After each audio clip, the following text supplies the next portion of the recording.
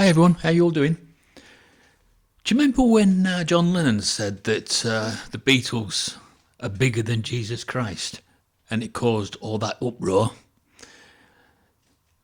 It was understandable, wasn't it? Because a lot of people at that time, they couldn't ever imagine that a band, pop group, could say something like that.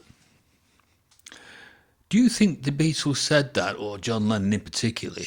Do you think they said that because they'd already sold their soul at that point? They'd already gone over to the dark side for fame and fortune?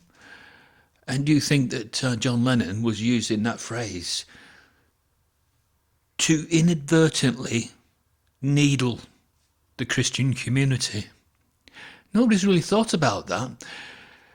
I know at the time, when he said it, I would have only been a young boy. I was born in 63. And the Beatles had 3 number ones in 63 and 3 number ones in 64. But do you think when he said that, he knew exactly what he was doing?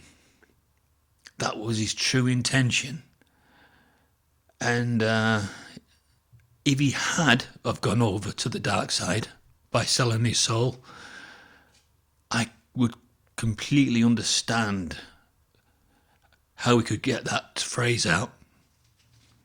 Yes, it caused ruckus at the time because people weren't ready, were they, for anybody making the mere suggestion that it's a band and a pop group could be on the same plateau as the Son of God. But now we have the media that push and they propel certain bands. Yeah, okay, Oasis. Certain bands, they put them on a pedestal and they almost implore everybody to idolise them, to get in that queue, to pay over the odds for just a band. Just some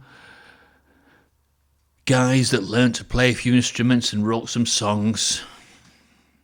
But let's get something really clear about Oasis here now. They are not the Beatles. They never will be the Beatles, but they were very much influenced by the Beatles.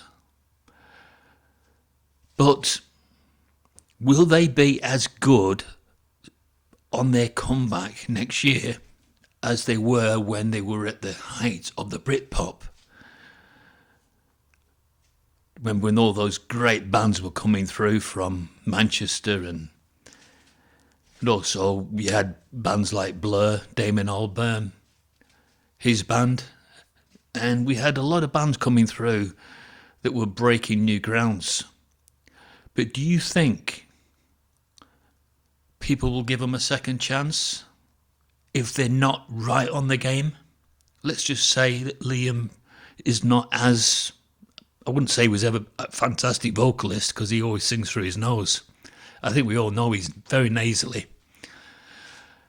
But do you think if he's not quite 100% when he's doing these gigs next year, that people will be unforgiving?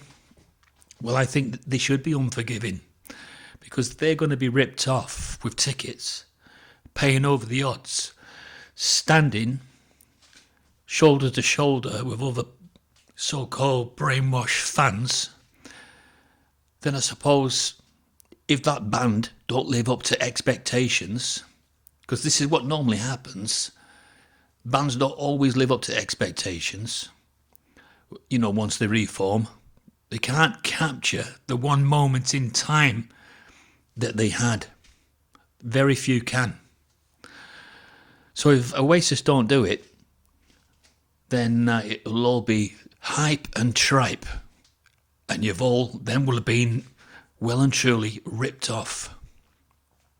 But the media is propelling them and putting them on a pedestal, putting them above anything. They're doing it.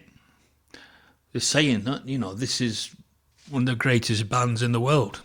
Is it? It's open to suggestion whether they are one of the greatest bands. They are not on the par with the Rolling Stones. They're not on a par with the Beatles, Led Zeppelin, AC/DC. They're not on a par with a lot of bands. They do it their way and borrow what's already been done before so much more brilliantly by the Beatles. So for me, you could not pay me to see them.